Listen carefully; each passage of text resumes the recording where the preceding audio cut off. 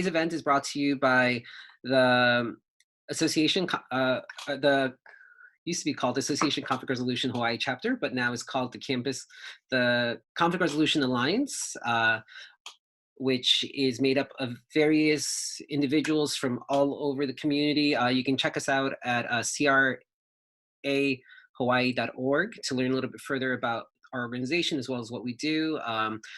Along with that organization, we have the Hawaii State Bar Association Alternative Dispute Resolution section joining us, the Mediation Center Pacific, the Center for Alternative Dispute Resolution, Campus Climate Initiatives, and as well as the Matsunaga Institute for Peace. And with that, I am going to, so I'll be pinning people. So that means that on your screen, if you happen to have the format where you see lots of boxes, you will only start seeing one person that I pinned. So I'm going to be introducing Amrita Malik, who's our Campus Climate Initiative person, who will be, how do we do this? Pin video. There we go. And okay. Thank you. All right, well, welcome everyone, and thank you so much for joining us. As Jose was saying, when we first started thinking about this event, we were trying to find a place that could accommodate 20, maybe 30 people. So being able to share this conversation with 140 of you currently is really a privilege, and one of the best silver linings of this online world we find ourselves inhabiting. And again, when we were thinking about what this event would be, Jose and I discussed the importance of addressing the idea of self-care as peacemakers, conflict resolvers, problem solvers. Our instinct is, and our training, our passion is really to serve our communities, our families, the people around us in order to make things better. But the old philosophy or the psychology axiom of you can't give what you don't have is so true. And then the pandemic struck, and these questions just became all the more urgent. And fortunately for us, we were so lucky to be able to have Dr. Maya Soetoro be able to join us and help guide us in this discussion about what self-care can look like, what we can do to nurture ourselves in these times in order to make sure that we have the best resources to serve our communities around us. For those of you who haven't had the pleasure of working with Maya, I'll just give a really quick bio. She serves as the Associate Specialist at the Matsunaga Institute for Peace and as a consultant to the Obama Foundation, where she works closely with their international team to develop programming in the Pacific Asia region. Prior to her work with the Obama Foundation, Maya was the director of the Matsunaga Institute, where, in addition to leading outreach and development initiatives, she also taught leadership for social change, history of peace movements, peace education, and conflict management for educators. She's also the co-founder of the nonprofit Ceeds of Peace, Institute for Climate and Peace Studies. So with that, I will turn it over to one of the best souls I know to help guide us through this conversation. Thank you so much, Maya.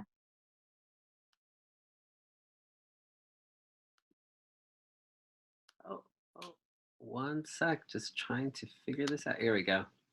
And am I unmuted? I can hear you loud and clear. I think everyone else can too. Wonderful. Thank you so much, Jose and Amrita, and all of you who are in attendance today and all of you who are assisting with today's webinar. It's lovely to see so many familiar faces as well as some new ones. And I ask only of you now the temptation, of course, with webinars, and I'm thoroughly guilty of this, is to multitask. While sipping your coffee and holding your kid are, I think, appropriate things to do, I would ask just for a little bit of mindfulness during this time, since that's one of the subjects that we'll be discussing. And my hope is that I'll be able to share some tools and resources with you today and to inspire you to try some new things in the week ahead. So if you want to write down some of those tools and resources as well as your questions for the Q&A portion, that would be also an appropriate and wonderful thing to do. I am honored and delighted to be here. I've never, of course, received any training in wellness or health. However, I did start to think about the issue of self-care when working with the United States Institute of Peace, and particularly a group called Generation Change of leaders who work in conflict spaces. So these were young people, mostly in their 20s, from Syria and South Sudan and Myanmar and many other places where conflict was part of their daily routine. And many of them in their 20s were feeling so burnt out. And so although this time, as I see it, is not a time to get selfish and to get small, right? I mean, this is a time when it's clear that we have to think big about opportunities for cooperation in light of the enormous conflicts that are taking place around the world. We also are seeing the heights to which people can rise. You see in places like Jordan and Palestine and Israel coming together and cooperating around the pandemic. And we see, the Ceeds of Peace, one of our nonprofits, has, I think, 650 some people who are part of the community resilience Hui conversation, and many of them are sharing ideas and also initiatives and organizations and resources that can be helpful. Please go on our Facebook page. And I think that there is ample evidence of compassion and connection. You can watch John Krasinski's Some Good News features that, and also the Obama Foundation Stories of Hope. So, and at the same time, this is a time when we have to challenge, meanness, racism, smallness of spirit, and kind of lean into our discomfort and think about what needs to be changed in terms of our environmental advocacy, our economies, our governance, and our leadership. At the same time, these young people in their 20s who were part of Generation Change were already burnt out. In their 20s, they were just so fatigued, and they had witnessed too much of sorrow and sadness and meanness. And so we really saw that there was ample need, for the sake of sustainable leadership and survival, for addressing self-care. So I know that many of you are doing important work. You are courageous. You're worried about friends and family. Some of you may feel lonely, disconnected, or your children do. We have increased levels of stress, especially if you have any underlying depression or mental health issues. Or it's hard not to be pessimistic or to awfulize and catastrophize. And so my hope is that today on this Earth Day, we can share sort of mindfulness and nature-based solutions specifically to reduce your cortisol levels, improve your sleep, increase your energy, to help with activating patience and acceptance, openness, trust, hope, curiosity, to help with letting go of things that cannot be changed, and to acquire certain gentleness with the self so that we can do the important work ahead of rebuilding and ensuring that our communities, our families, and our world is strong and resilient. So without any further delay, I'd love to just jump in and share some ideas. They're not in any particular order, but I did write down a few here for the purposes of sharing, and I'll just go through. And again, we'll have this more dialogical and in a bit, but let me just do some brain dumping for now. So one of the things is that meditation is an important avenue for mindfulness. And I have, my mala, which I use regularly, and I do seated meditation, zazen. Many of you, I think, are part of spaces of meditation and palolo and kalihi, but I do want to just remind you that meditation needn't be challenging. It does not need to take place for 25 minutes. Lately, I have been taking to 1-minute meditation, sitting, walking, laying down in any conceivable space. All I'm doing is thinking about what I can see, touch, smell, and taste. I was talking to my daughter last year, before any of the coronavirus was increasing anxiety, but she was experiencing, some of the anxiety of I think being a teenager. And she expressed some worry that about my death. And, I said to her, sweetie, I'm definitely going to die before you because the alternative is not an option. But just think about all the juicy goodness and love that we can experience today, right now. And we simply looked out the window and we did 5, 4, 3, 2, 1, which is, 5 things you can see, 4 things you can smell, 3 things you can touch, 2 things you can, and of course, taste if possible. But you can also just do a 2, 2, 2 with all of your senses, anything to kind of bring you back to your body and to develop that mind-body connection. And the great thing about meditation is, of course, that deep breathing is important, and especially with a pandemic where breath is a struggle.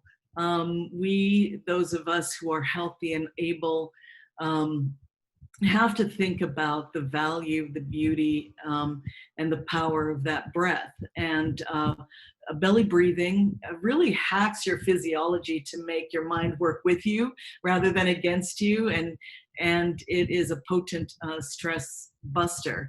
Of course, breath can be your ally or your foe. Many people struggle with shallow breath, or in times of anxiety, if you have panic attacks, you breathe too rapidly. So finding ways to see meditation as simply slowing down one's breath and regaining control, I think is sufficient. It doesn't have to be hard. I also do a lot of walking meditations. There are many places where today we can still walk. One thing that I try is a slow as possible walk. And that simply means just going out, thinking about how slowly you can move from here to there. And walking slowly is, of course, part of a lot of martial arts and other disciplines that are about finding patience, mindfulness, and strength and discipline. It is so much harder at first than one would think to walk very, very slowly, but you can time yourself or have someone in your family time you, and think about how you can keep slowing it down. The same can be said, of course, of mindful eating. John Kabat-Zinn famously talked about how to eat a single raisin and wrote a children's book about it, which you can share with your children. Mindful eating just involves looking, touching, seeing, smelling, placing a piece of food on your tongue, swirling it around, getting a mouthfeel, chewing, swallowing, finishing, and then reflecting on the experience, your enjoyment of the experience, the various layered flavors and textures. And of course, you've seen a lot of the memes probably, and all of the many social media posts about how fat everyone is getting. I want to make sure there's no fat shaming, and there's a lot of stuff that I find offensive and irritating. But I also want us to be healthy and to enjoy our food and reconnect with our bodies. So dispense with the fat shaming, but I will say that mindful eating is an act of meditation as I see it. There are lots of great ways to do body scans and progressive relaxation, where you tighten each body part starting from head down or from toes up, and you squeeze and squeeze. Why don't you do it now, some of you? Squeeze and contract as tightly as possible, and then you release. And you can do this right before bed for an improved sleep. And that awareness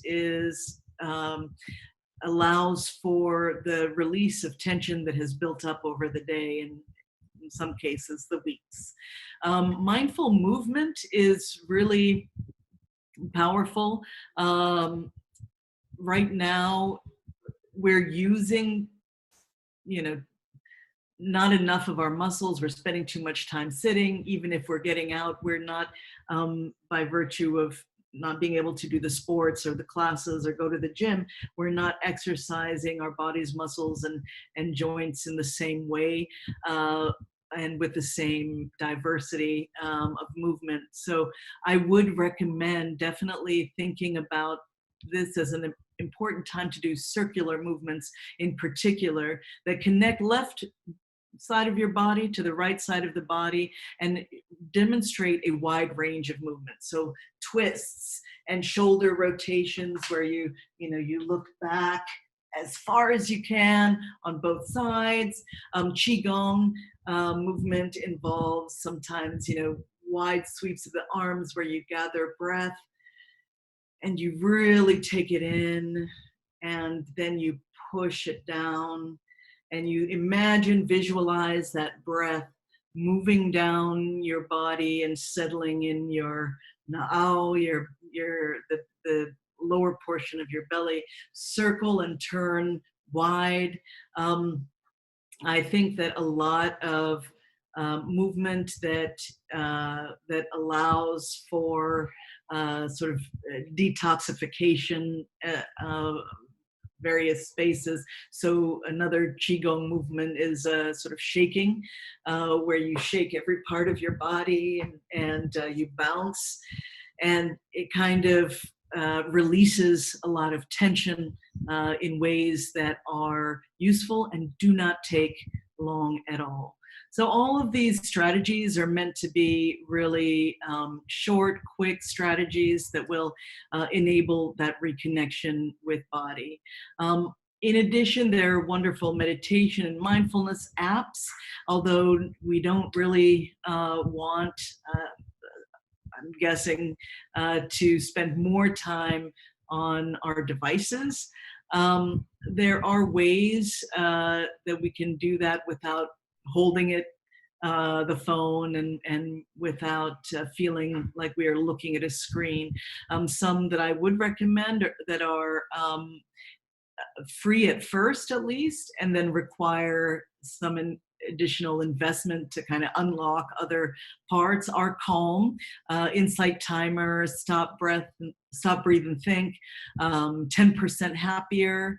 And then there are totally free ones like the UCLA Mindful. UCLA has a lot of great resources for mindfulness, and Smiling Mind is another free one. So make use of some of those apps and try, if possible, to keep them away from your body, but you can hear them without holding them and without looking at them, so you're not getting more strain to your eyes.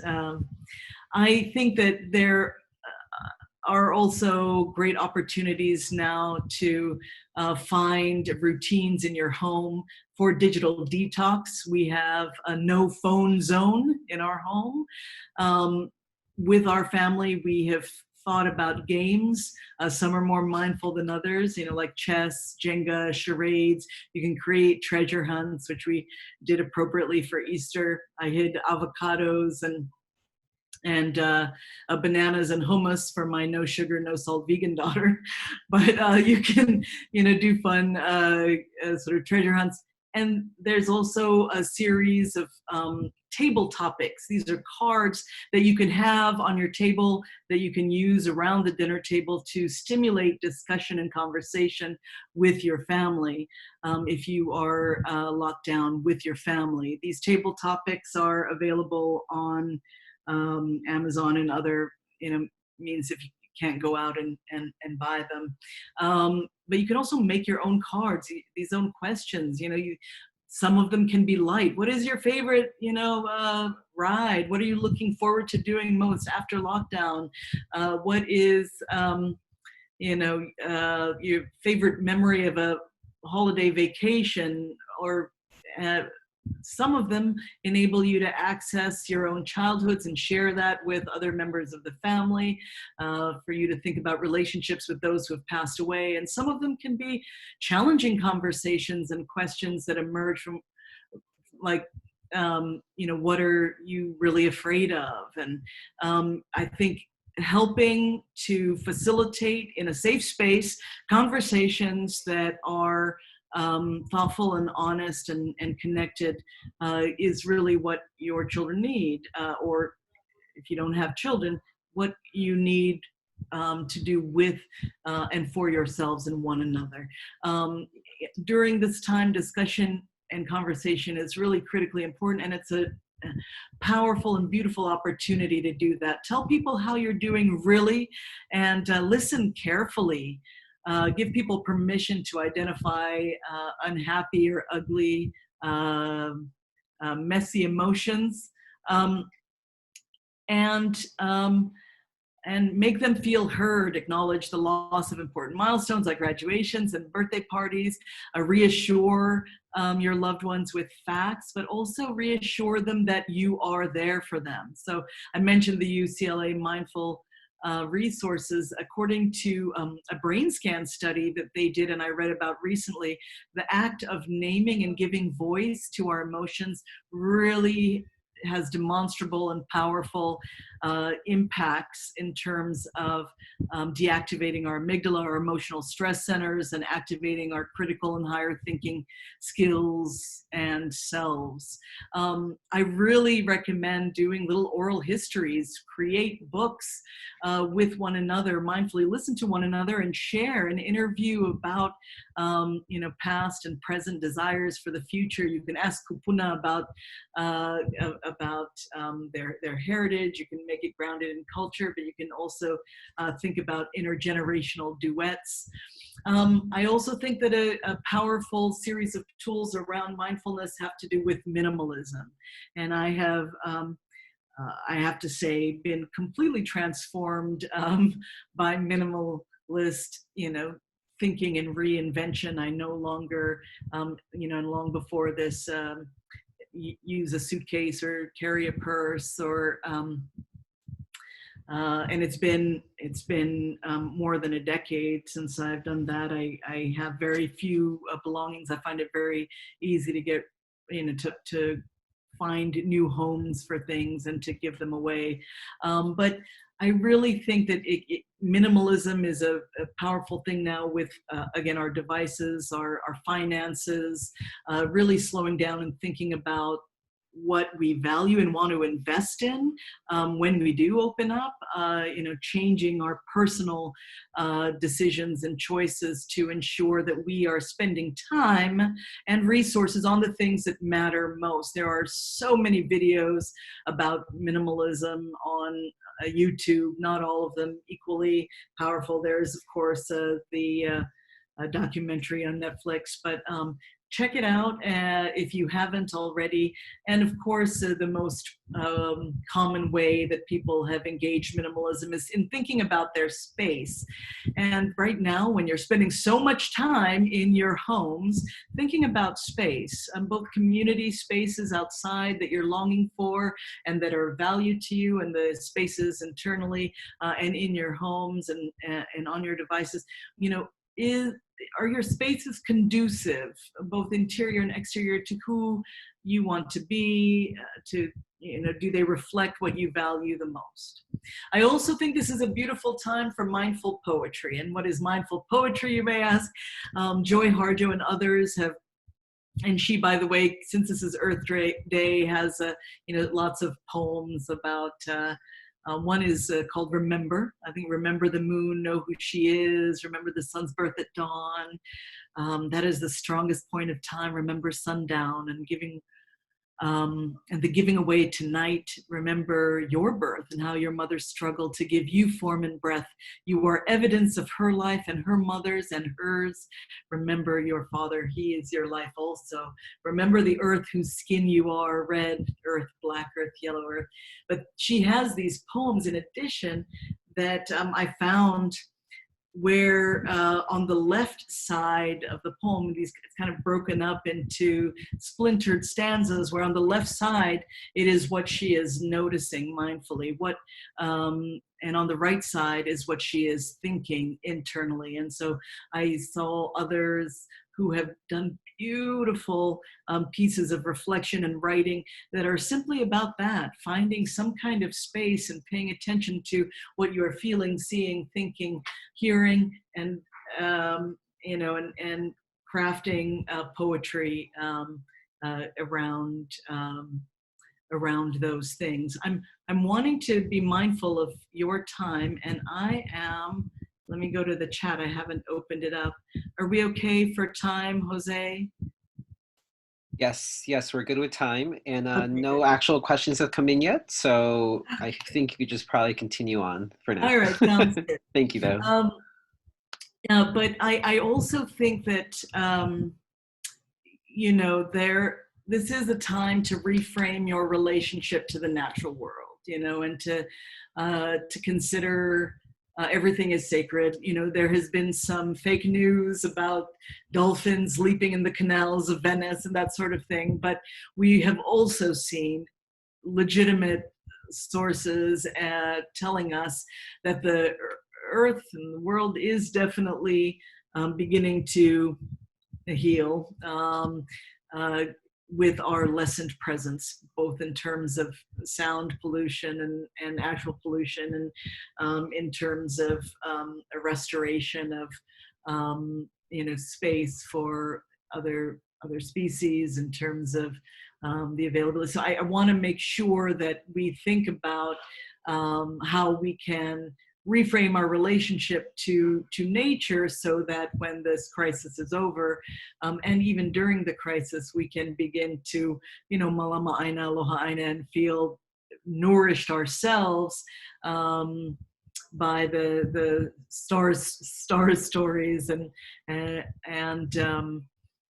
I think that one of the tools that I was utilizing through Mindful Hawaii, which shared with me before the lockdown, was forest breathing. So Phyllis Look does forest breathing both on the windward side and at Lion Arboretum. And she has done one online version, which is frankly less effective, but when things reopen, you can go and have a guided forest breathing session with her. But you can go yourselves in the meantime to natural spaces that are available right now and do forest. The emphasis on forest bathing does not involve bathing. You do not have to be nude, and in fact should not be nude unless it's a space where you will not be subjecting anyone to things that they do not wish to see. But bathing simply means bathing the spirit with the gifts of the forest, right? And utilizing, again, all of the senses. So a lot of beautiful mindful techniques involve things like watching everything in motion. So it's a series of invitations that are extended, and one of them was a very slow 20-minute walk where we were to pay attention to everything in motion, birds, leaves falling, but getting low onto the soil and observing all of the activity on blades of grass, thinking about moving with those things in motion, and mindfully sort of communing in nature, and all of that really helps relieve stress, boosts immunity, lowers heart rates, blood pressure, and decreases stress hormones. Another invitation might be to go and find a treasure that the forest has left you and to sort of marvel at its intricacies. Another invitation is to, again, read a poem and to consider it at the base of a tree of your choice. Another invitation is to close your eyes and be guided by a partner to think, to consider the the terrain beneath you as you walk, blindfolded or with eyes closed, guided safely, of course, and to kind of reconnect the soles of your feet to the earth beneath. So these and many other invitations are extended and then shared in a small community, in something that you can do in any outdoor place for yourself. I think that, again, I want to share with you that there are virtual ways to see incredible natural beauty and bounty. You can now go online to bear witness to some of the incredible nature at Badlands National Park, Glacier National Park, Arches National Park. The Great Wall of China. There, wildlife cams in Kenya and Tanzania. There's Sequoia National Park.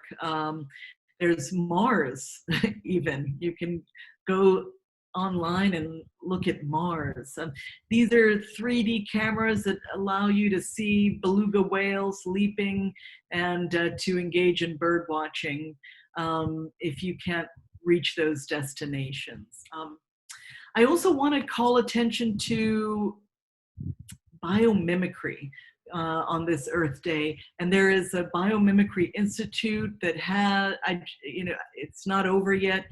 You can still sign up, I think, for like 30 days of reconnection on biomimicry. And biomimicry, for those of you who don't know, it's an approach to innovation and connectedness that sort of seeks sustainable solutions to human problems and challenges by emulating nature's sort of time-tested patterns and strategies, right? So if we apply this to our current context, we can think about it in terms of breakdown. Some of us are breaking down. Society is breaking down. Well, if you look at nature and nature's breakdowns, you see some extraordinary things. A caterpillar, in the way that it self-destructs inside the cocoon to emerge gorgeous and soaring as a butterfly.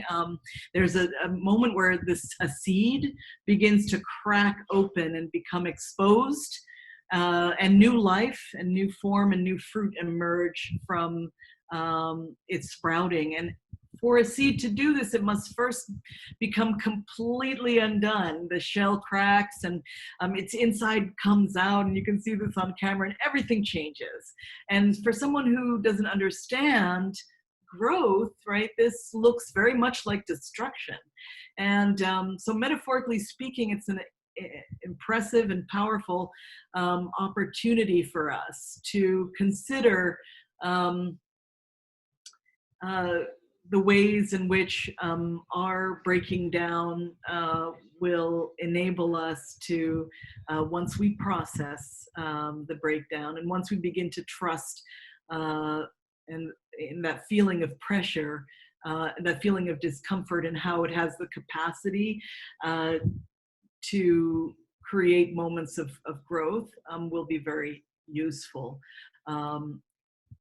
This understanding is akin to sort of what is necessary, I guess, to move from post-traumatic stress to post-traumatic growth, right? Then many of us are traumatized right now. Some of you know people who have died or are very ill, and then there's just the trauma of fear and the trauma of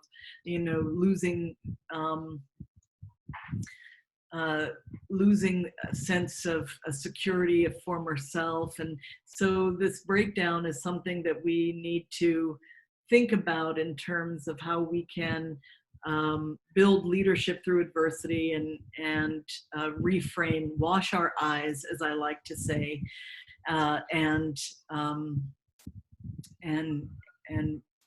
find new pathways forward. You can't fully control how this crisis will unfold, but you can manage your energy and before and during and after the breakdown, and hopefully that will help you break through to the other side. I often begin in recent years with asking students to name their water, their wind, their fire, their earth, right? And their water is perhaps a physical body of water where they swam, where that connects the various places they call home. But water can also be the place of, of bathing, of soothing, of renewal, and of healing.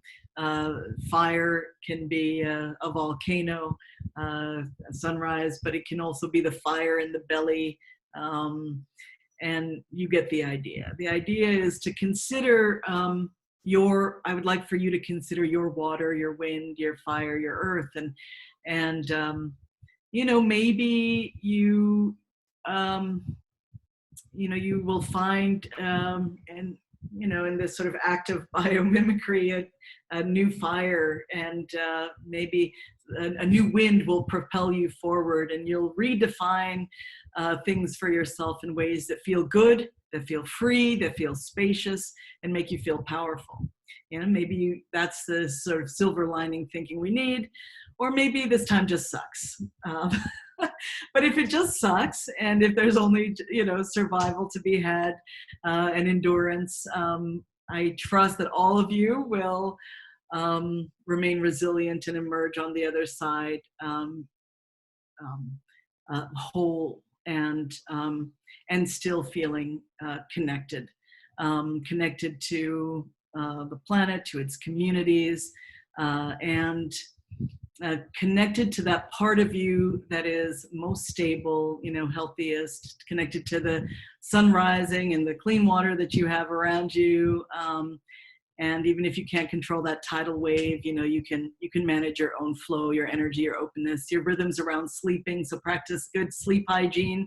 Make sure you have enough darkness, get some essential oils going, stay away from your devices in the hour before.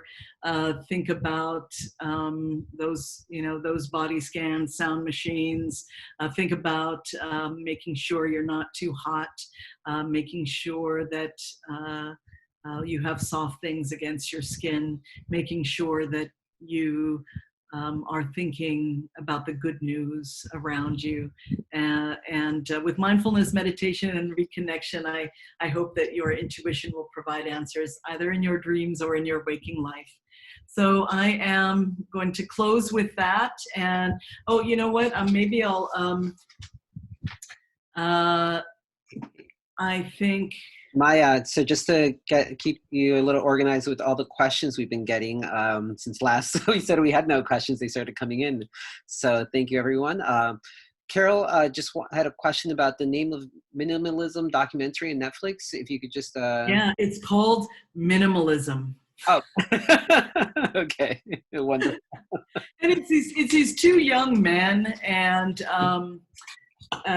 who sort of, I think they were, if I recall correctly, I watched it some time ago, but I think they were like sort of corporate guys who did relatively well in that space. One of them, his mother died, and he became the recipient of so many of her belongings, and he realized at a certain point he didn't need to keep those to feel connected, and in fact they felt burdensome. And they start on this documentary where they go around and they start thinking about making different choices and interview others on the choices they make to arrive at an understanding of less is more, and looking at various places and spaces where these lessons emerge. And I think that a lot of since then, or maybe even before, there are a lot of great sort of Japanese minimalists who are using sort of a Zen approach to it.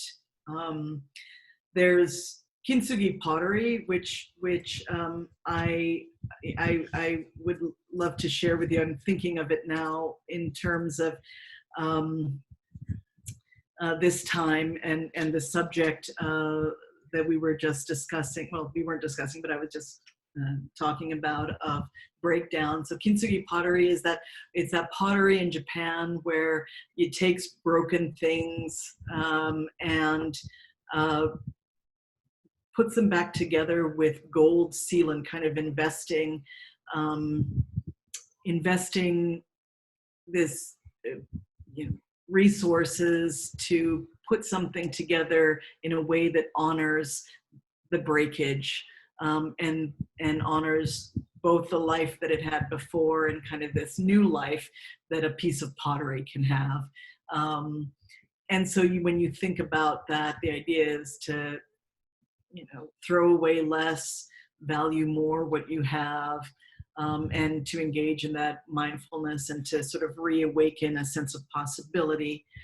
I think that there are also, as I say, a ton of kind of contemporary iterations that on YouTube in addition to the documentary.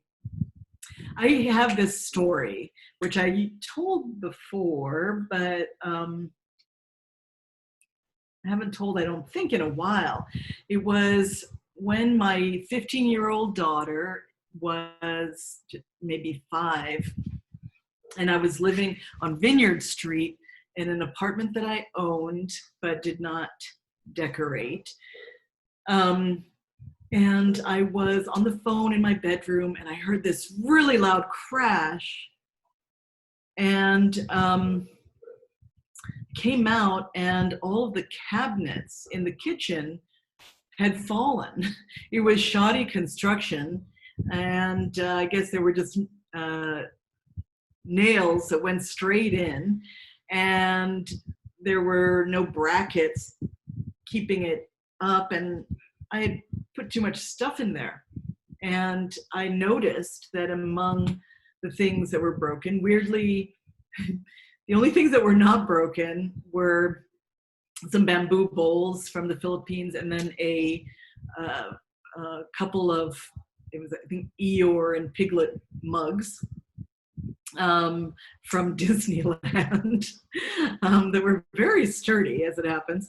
But everything else was broken, including all of my mother's wedding dishes, my grandmother's wedding dishes, and all of these teapots, some of which I know belonged to my in-laws and were, I think, somewhat valuable and quite old and ornate.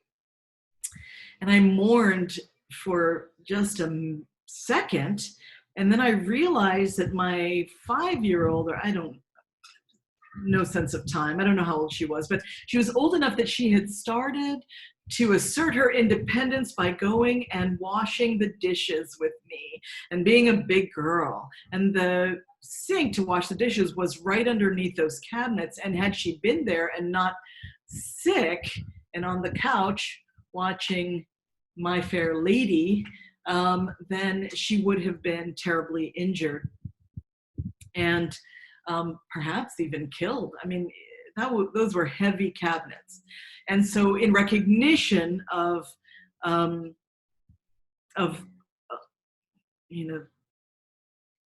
what gave me immense relief, I was kind of instantly dematerialized in a way.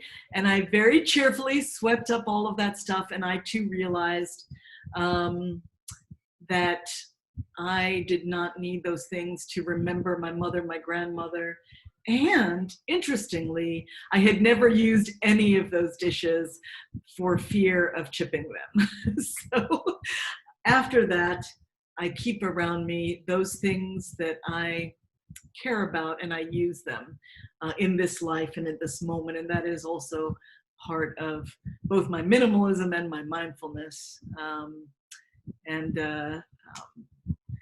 It is hard to get started sometimes with letting go, but once you do, something beautiful grows.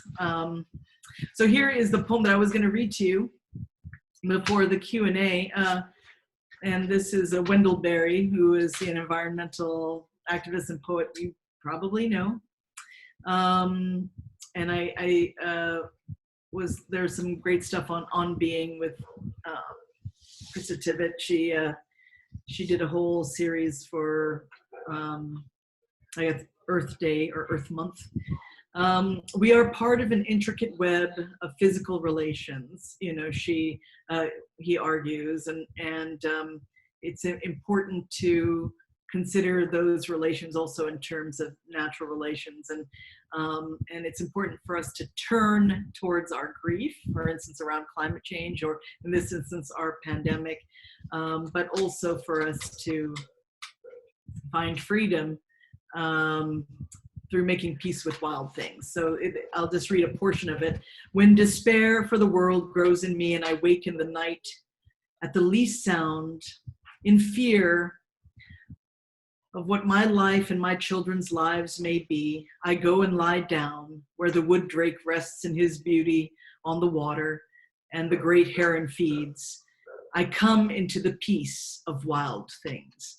And I love, you know, since I love the wild things.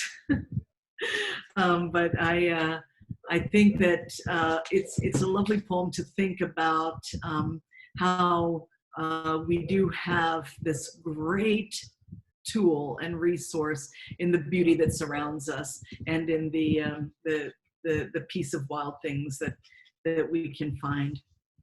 But okay, I'm gonna take my video off and I'm just gonna take you through a 2-minute kind of guided meditation then. I'm gonna take my video off so that you're just listening to my voice. How do I do that? Okay, here we go, stop video. All right. If you can think about your posture, seated meditation is really beautiful. But I want you to make sure that you are seated in such a way that doesn't cause imbalance, where your left butt cheek and right butt cheeks are kind of equally distributing your weight. If you can put your feet on the floor and really feel the floor beneath you, feel its temperature, feel its texture, curl your toes a little bit, push your shoulders back and roll your head from side to side, roll it left and then forward, roll it right, back again, roll it around from right to left. Take your hand and press your head towards your left shoulder gently.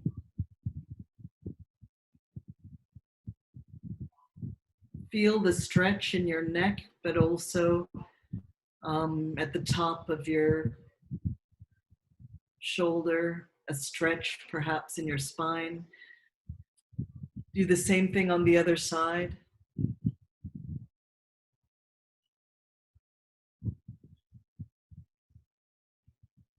Excellent. If you would take your shoulder blades and see if you can make them touch.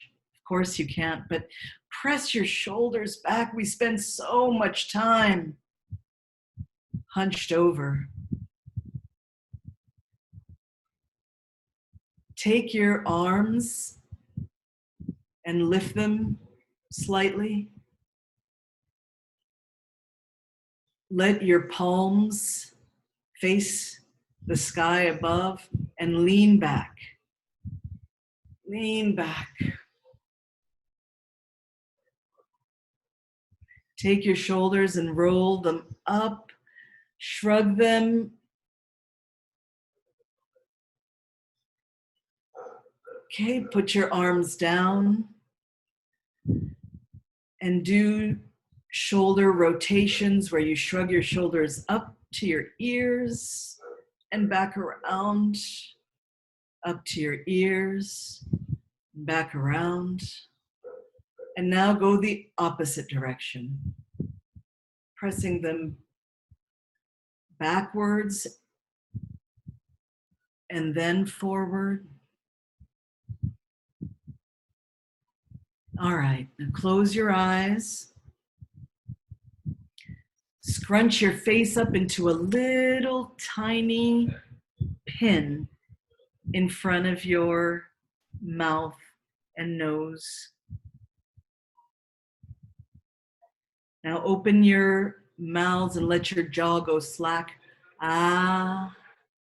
Make a big sound. Ah. Great. It's good to just get the body a little loose before meditating. You can do that in many different ways. All right, keeping your eyes closed, take a deep breath in through your nose and out through your mouth.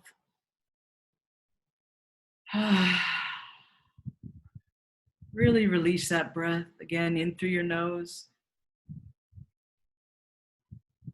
and out through your mouth. Keep breathing quietly to yourself in through your nose and out through your mouth. And we're going to just do a quick body scan from the top of your head to the bottom of your feet. Relax your forehead, your eyebrows, your eyes. 9. Relax your ears, your nose, your mouth, your tongue, your neck. 8. Relax your shoulders. Keep breathing in through your nose and out through your mouth. Let those shoulders really hang down. Relax your spine, your chest. 7. Relax your abdomen. 8. Relax your back, the muscles on either side of your spine, your hips. 6. Relax your thighs, your knees. 5.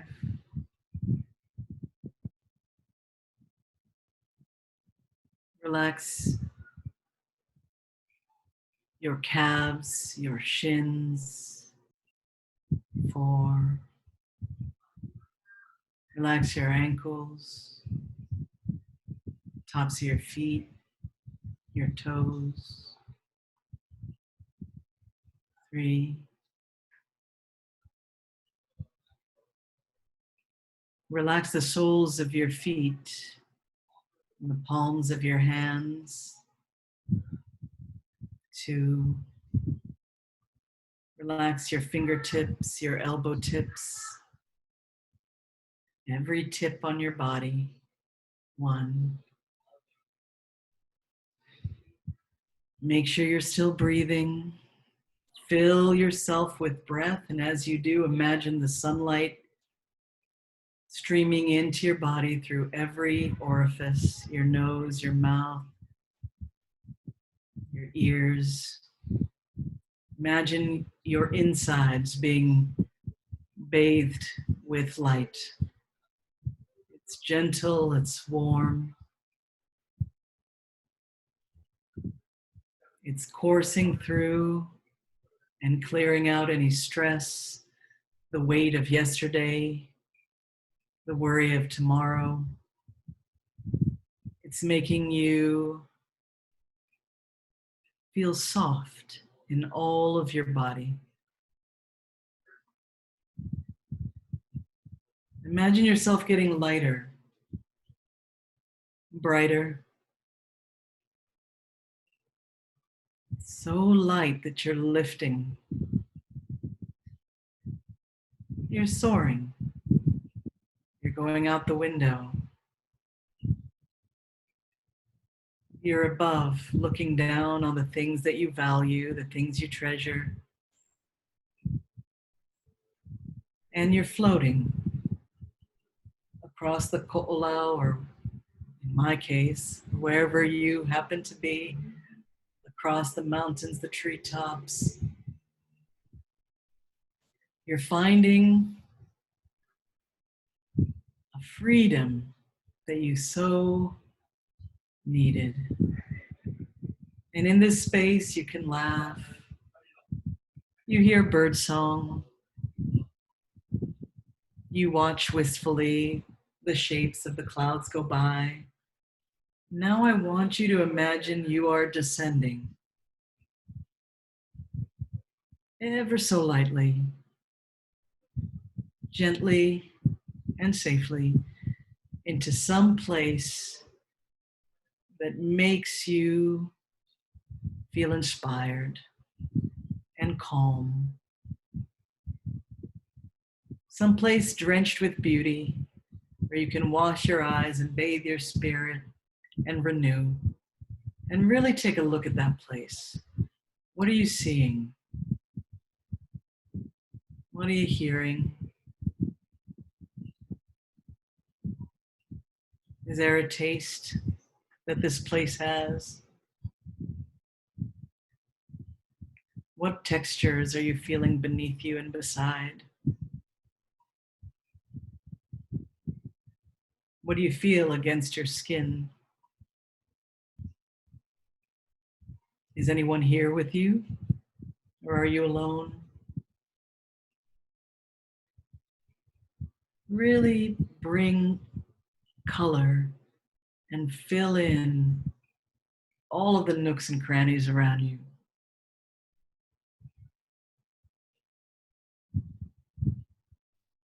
And recognize perhaps here the spirit and energy of those whom you love, protecting you, making you feel safe and whole. This is your community, your ancestors, your kupuna, your family, your friends, your loved ones. Slowly let that space fill up.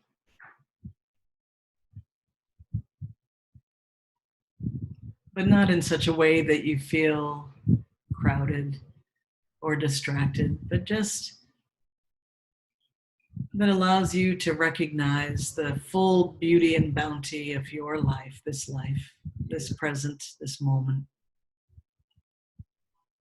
this day, and to feel drenched with gratitude for all that we are given.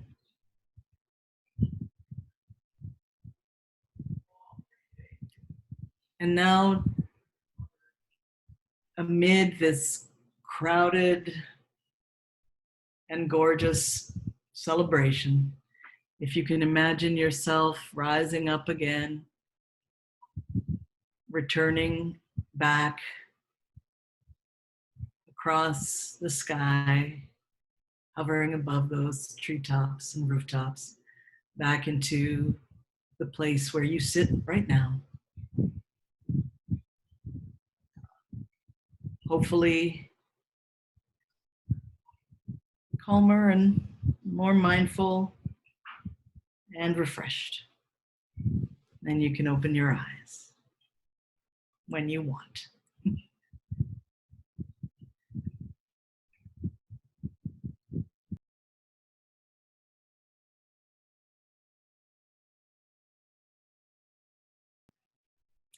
So, I think that I just made that one up, Mary. But I think that if we can be sojourners in our minds and imaginations, that's a great thing to do. And just anything that you can do with yourself to bring yourself back into your body, to kind of open up those spaces in your body, but also to begin to imagine those things that are not there. Thank you, Maya. One of the last questions here, Michael North suggested, would you propose possibly a short forgiveness meditation? I am happy to do that. I also feel, Michael, that Michael, who I know has worked with the Forgiveness Project. Maybe there is someone, you or someone else here, who's doing it. I feel like a lot of people have heard from me and my voice, and perhaps it would be good to have someone else lead such a meditation. Does anyone want to volunteer? Since everyone's muted right now, if you want to just in the chat option, just nominate yourself or nominate someone, and I can definitely unmute them to. Oh, wonderful. Okay, I think let's get this going. I think Michael is part of like a forgiveness project. Yep, that I think Michael is nominating himself to do it. That sounds good. Michael, you there? Yes. Oh, wonderful, there you are. Yes, Maya, it's good to hear your thoughtful musical voice always. And thank you for being such a powerful leader of our community of Aloha. Thank you for all. Thank you, that's very kind. One of the things that we've learned in our journeys through the landscapes of forgiveness over the past 20 years or so is interconnectedness is key. So there's a meditation that we've used in which you begin with your left hand as receiving and your right hand as giving.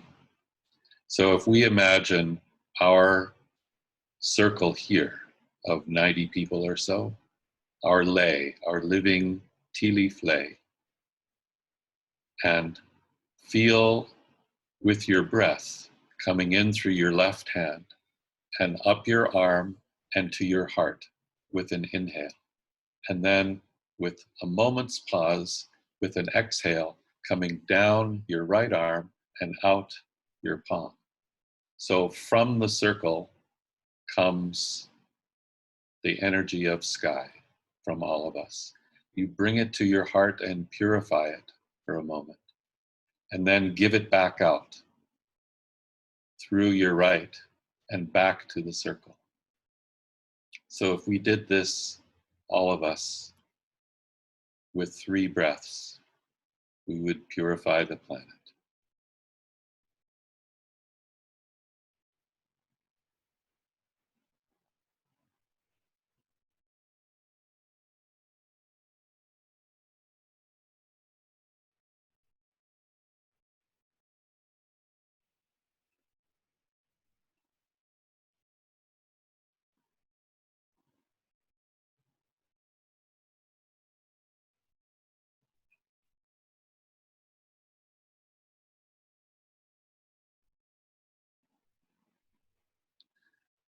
Mahalo, aloha, ohana.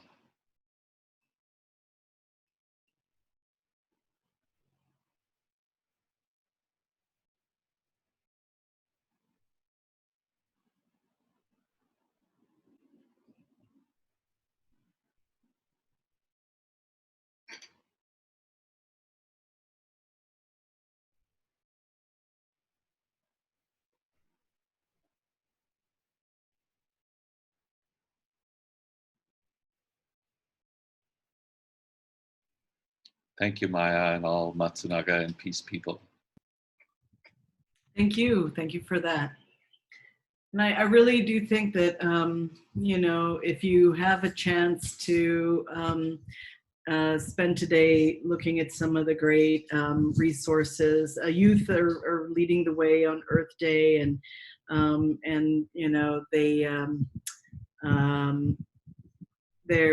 there is a lot being put on Volunteer Week by Hawaii Green Growth, and the SDGs, and I think that got to start my video.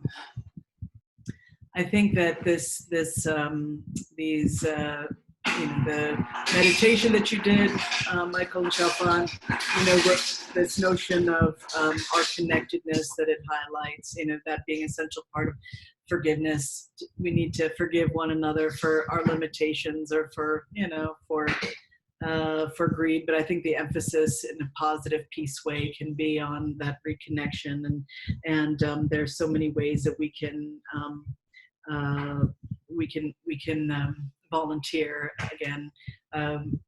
Check out the Hawaii Green Growth Local 2030 Hub, but there are numerous other ways that we can not simply seek forgiveness, but sort of honor that connection with a variety of volunteer. If you can't get to the lo'i and the fish ponds and the farms right now, maybe there's something that you can do on this Earth Day. Just wanted to make recommendations that and I think, can I ask you, are there opportunities also for at ACR and through the Campus Climate and the Center for Alternative Dispute Resolution? Are there other opportunities perhaps that can be shared with you folks for that, for any volunteering? I also wanted to say that Zephanie, who I think is on this call, helped me to put together a list that's like 40 pages long of resources that I would also love to share, through the Matsunaga Institute of digital and distance resources, some of which I mentioned, that will enable you to connect with people in places far away in ways that are hopefully nourishing. So thank you all as I say goodbye, and thank you for that closing, and aloha, and mahalo for being here.